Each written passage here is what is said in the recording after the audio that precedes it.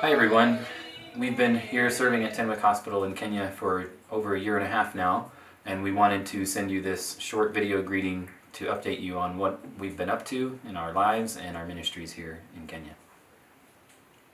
I ad-libbed that one. It's fancy. Just go ahead. Hi, my name is Eugene, and I'm almost 11. Hi, my name is Darby, and I'm 8. Hi, my name is Esther, and I'm 6. Toby, can you say I'm 2? No, you can. Okay, this is Tobias, and he's 2. The first term for any new missionary is largely filled with learning a new language, a new culture, and a new way of doing pretty much everything. A steep learning curve exists when you enter a new culture and seek to develop long-lasting relationships with your new neighbors and colleagues. We've definitely learned that this is a never-ending process, that it is very humbling, and that it is totally worth the work. Training and discipling residents has been and will continue to be one of our primary areas of ministry.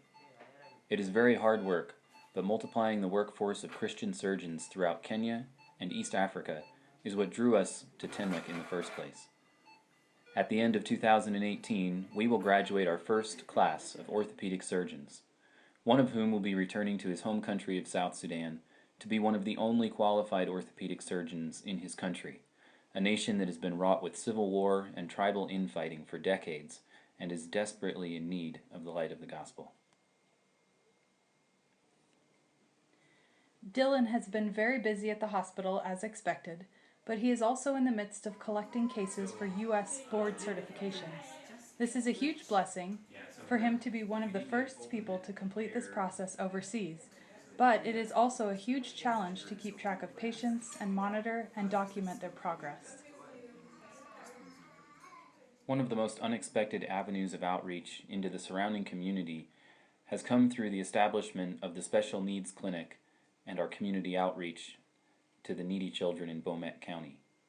Our Kenyan physical therapist Solomon Rope heads up this clinic, and many other people have come alongside him to raise funds for wheelchairs, clinic visits, cloth diaper distribution to those with bowel and bladder incontinence, as well as other medical needs. Every Friday morning, Solomon sees patients in clinic, and then in the afternoon he makes home visits to evaluate the needs of each child in their home environment.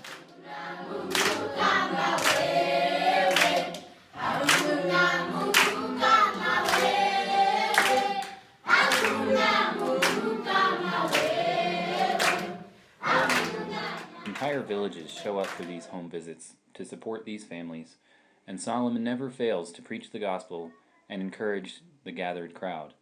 Last month, several people made professions of faith after hearing Solomon's preaching. Other unexpected events have been the construction and fundraising for our long-term home here at Tenwick. Soon we will live in a lovely stone house overlooking the river, with room enough for friends and family to come and stay with us. So please don't be strangers.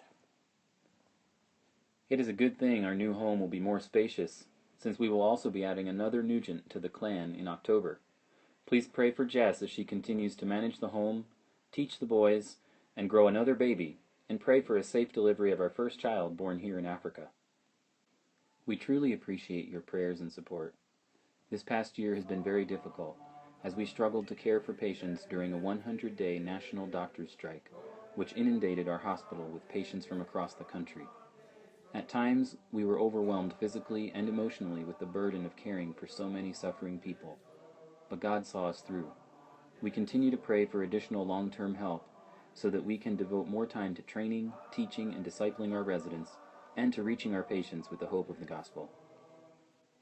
Despite the busyness of hospital life and school, our family still finds time to get away and explore this beautiful country. We have taken several family road trips to see new places and new things, like birds. And we are always ready to use the excuse of having family and friends visit us so that we can show them the wonders of safari at Masai Mara, which is only a 2-hour drive from where we live. So thank you again for your prayers and support. We love hearing from you, and we look forward to seeing you next summer as we return to Florida for our first furlough.